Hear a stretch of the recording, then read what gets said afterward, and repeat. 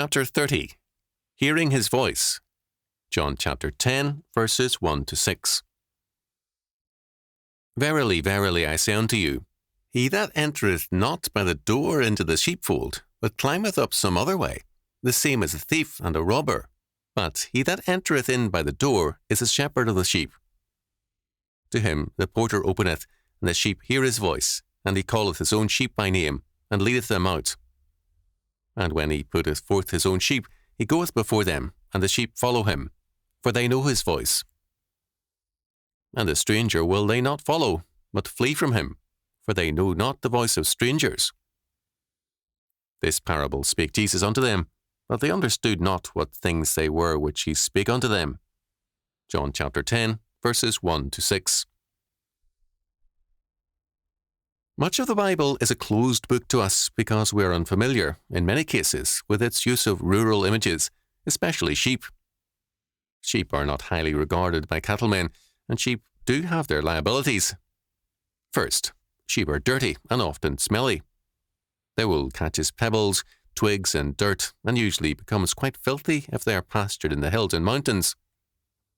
Sheep cannot clean themselves.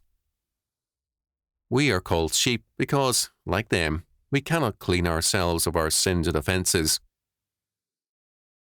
Second, sheep lack the intelligence to be free. If they see a trail, they will follow it, even if it leads them over a cliff. Sheep need a shepherd, someone to care for them and lead them, as do we. God, in calling us sheep, is not paying us a compliment. Third, sheep are defenseless. They need to be protected, or predatory animals will kill them at will. We need God's shepherding care to avoid destruction. Fourth, sheep are not only dirty, unintelligent, and defenseless, but they are also great complainers. Go buy a few penned sheep who have been well fed, and they will bleat for more. In verses 1 to 5, we have a clear account of the life of shepherds and sheep. My father's experience as a boy echoes these verses. In the summer, or beginning in the spring, as soon as grass was available, but not too green, the sheep were parcelled out to young boys, a few to each boy. At night, the sheep were either taken to the nearest stone corral or to the home base. The stone corral was built high enough to keep out predatory animals. The entryway was only wide enough to allow the sheep to enter, and for the shepherd to unfold his bedroll there. Quote, the porter, end quote, was a man in charge of the boy shepherds. David, very early, was such a shepherd. The boy shepherds called their little band, 6 or more sheep, by names they gave them. The sheep quickly learned their shepherd's voice. They recognized their own name, and they responded when called. The boy shepherd enjoyed calling a sheep by name, and the lambs were very playful companions. The sheep thus followed their shepherd because they knew his voice. They would not respond to the voice of a stranger or a thief.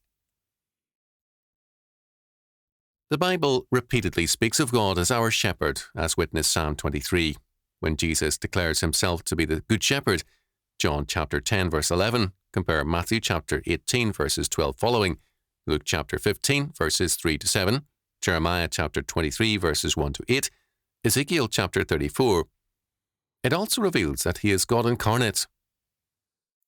Pagan rulers often spoke of themselves as their people's shepherd, thereby asserting either their divinity or their deity inherent to their status.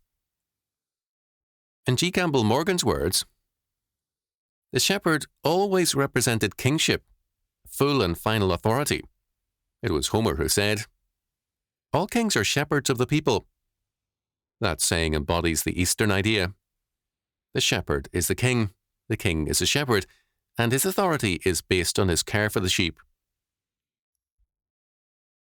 In John chapter 10, verses 1 to 18, our Lord states clearly that he is the good shepherd and that his status is given him by God, his Father. He is thus both king and God. In our text, there is a stress on the shepherd's voice and the thief's voice. According to Paul E. Kretzmann, actual tests have demonstrated that the sheep do not follow the shepherd's scent, nor his clothes, nor his dog, only his voice. The implications are clear. The faithful sheep, the true members of Jesus Christ, follow the called under-shepherds of Christ, while those who are not of Christ will follow the hirelings. In our time, in countries like Australia and the United States, men have sheep by the hundreds and thousands, and they are thus not as familiar with the sheep as were the shepherds of the Near East or of Scotland in much of history. The parable tells us that, if men do not have Christ as their shepherd, they will have thieves and murderers as their shepherd.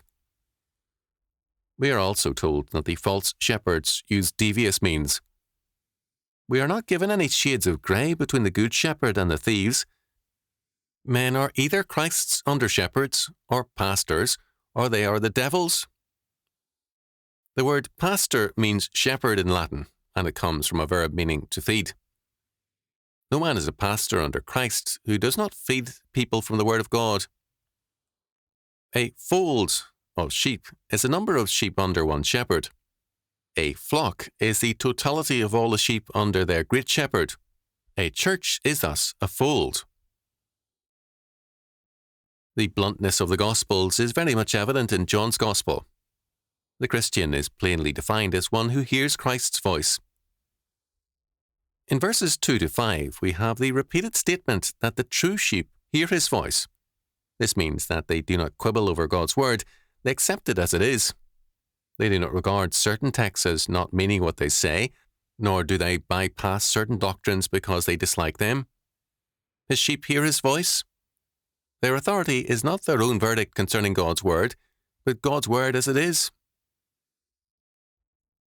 We are also told that the only true approach to the sheep is through the shepherd, who is the door. John chapter 10, verse 7. The statement was certainly provocative because, to the religious leaders, the only true shepherd was God alone, not Jesus Christ. This statement, therefore, only strengthened their resolve to kill him. To say that those who hearkened to his voice were the only true sheep of God was a further affront, since the leaders rejected his voice. This denied to the religious leaders the status they claimed, namely, that they were the true and elite people of God. Our Lord makes clear that God's true people hear and recognize his voice in him, Jesus.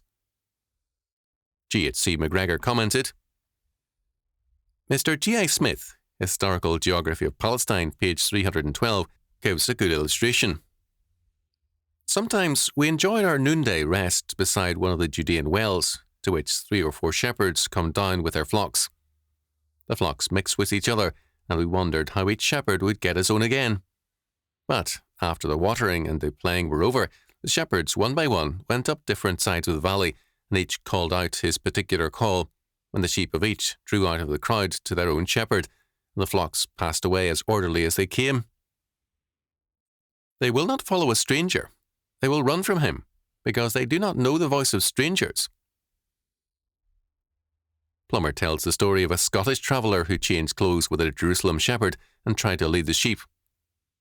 But the sheep followed the shepherd's voice and not his clothes. Thus, the point is an emphatic one. All hearing is governed by a moral factor. We either hear his voice or we are not his people, the sheep of his pasture. In this matter, ignorance is no excuse. If we examine our own past, we can recognize the times when, however respectful we were, we became aware that we were not hearing our shepherd's voice. Men want to reduce everything to an intellectual or an emotional base, to reasoning or to feeling. We are here told that Christ's sheep hear his voice, not that of a thief or a hireling. We cannot excuse people on the ground that they fail to grasp the intellectual content of a false gospel. The critical component in all decisions is a moral judgment. Our decisions reveal our character. In this parable, our Lord denies implicitly to all who follow false shepherds the validity of their excuses. The voice they hearkened to was the voice of a false shepherd, a wolf. Their decision revealed what they were, wolves in sheep's clothing.